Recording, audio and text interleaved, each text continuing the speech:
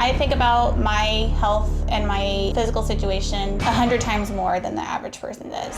I live my life minute by minute because of my anxiety. Right now I'm feeling anxiety. I can't get a deep enough breath as often as I want to. The light is hurting my eyes and I'm very lightheaded. I was seeing stars like when I walked in here because I'm so lightheaded. This is just something I feel every day. I came onto the Dr. Phil show to get help with my horrendous anxiety that was plaguing me every single day of my life. It caused me to not be able to go to work, couldn't take care of my kids, I couldn't take care of my house. It was more than debilitating. And I couldn't find a doctor that knew how to help me correctly. So I came to Dr. Phil. You talk about anxiety neurosis as though it's not a real disease, as though it's not a real thing, which is kind of an insult to me. Sorry. Since I've devoted my entire life to the diagnosis and treatment of mental illness, to me, there's no stigma to having an anxiety disorder. To me, it's the same as having a kidney disorder or a knee problem or arthritis. It's very real. If you have a problem with anxiety, it changes your body chemistry. I think I've acknowledged it. I just feel that I'm having an underlying cause for it. Whatever's going on, this will mask it until you get this under control. They will never find it. You're hiding it.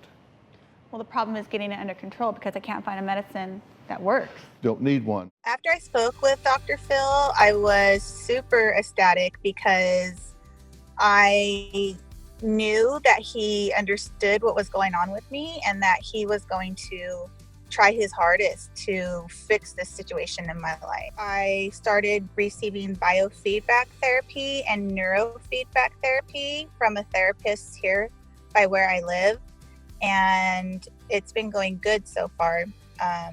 My biggest complaint, one of my main symptoms, and one of the first symptoms I had was being lightheaded, and that is completely gone. I don't suffer from that anymore up to this day. And I owe all of that to Dr. Phil and the biofeedback and the neurofeedback that I've been receiving. You can't be anywhere by yourself because if one of these attacks happens, then you'd be alone and you wouldn't be able to. I wouldn't have any support or someone to Right. help me. And so you can't take care of the house. No. You can't work without having some adult with you. Again, in case one of these things happens, you wouldn't have any support. You can't watch the kids without somebody there because if something happened, then the kids would be without adult supervision. Yes. Can't drive. No.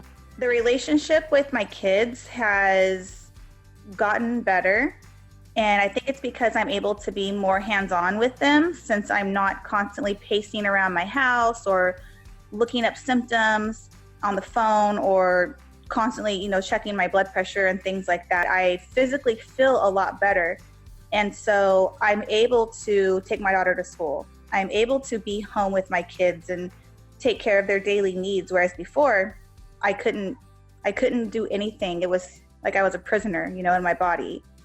And it feels great. It feels great to be able to be a normal mom, if there's such a thing, The relationships with my mom and my boyfriend have dramatically improved. My mom is a lot more willing to help me with my everyday life or with things with my kids, where before when I was having my issues, she was trying to push me to get stronger and she didn't really extend an arm out to help me like I thought she would. But since I'm able to do more for myself now, I guess you could say she's happier for me and she's around a lot more. And as far as my boyfriend, our relationship is great. And we have worked out a lot of our frustrations with each other since my anxiety has been able to resolve. It kind of just came naturally after my anxiety went away. This is a process and it's a journey, and I just a couple of days ago had a major panic attack again, and I haven't had one since I've been on the show, really.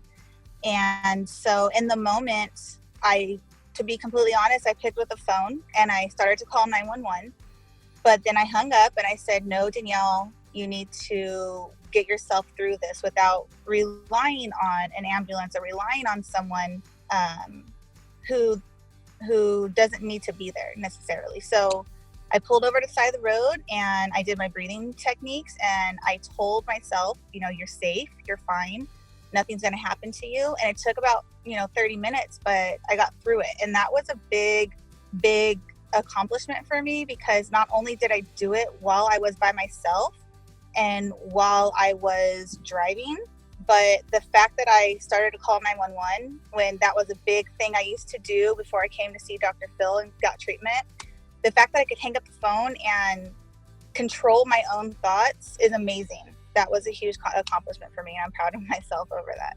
Dr. Phil, thank you for helping me take this huge step in getting my life back and just being able to live, like to really walk out my front door, to get in my car and to do the things I need to do. Like, it's something that's so simple that we take for granted, and you don't realize it until you can't do those things. Just thank you so much. And I really, really, really think that every person who is experiencing what I experienced should really look into this therapy and give it a chance.